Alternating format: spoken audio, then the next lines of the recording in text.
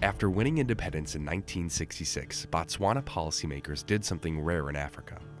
They embraced democracy, free markets, and the rule of law. The Daily Signal got a first-hand look at the country's development to better understand why it is now one of the top-ranked countries on the African continent in the Heritage Foundation's annual Index of Economic Freedom. With the very first leadership of Botswana, they started out as people who respected individual liberties. They looked at what was existing and they built upon that, and expanded, individual liberties and allowed people to do their own thing without unnecessary encumbrances to the spirit of enterprise.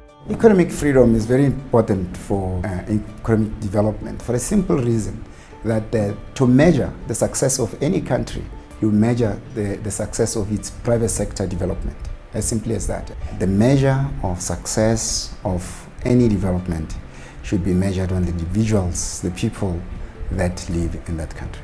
When the country won independence in 1966, it was the third poorest nation in the world. In the decades that followed, Botswana became the world's fastest growing economy.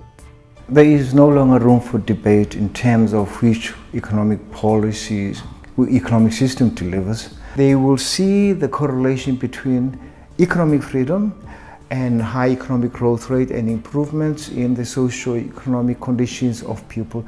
The private sector and the government sit together to look at what would work for business in this country. We have the lowest tax for businesses, corporate tax, as well as individual tax. We have very good property rights that are observed by the country and everybody else. If you came into Botswana and bought a property, it is your property, and this makes Botswana one of the most coveted countries in Africa.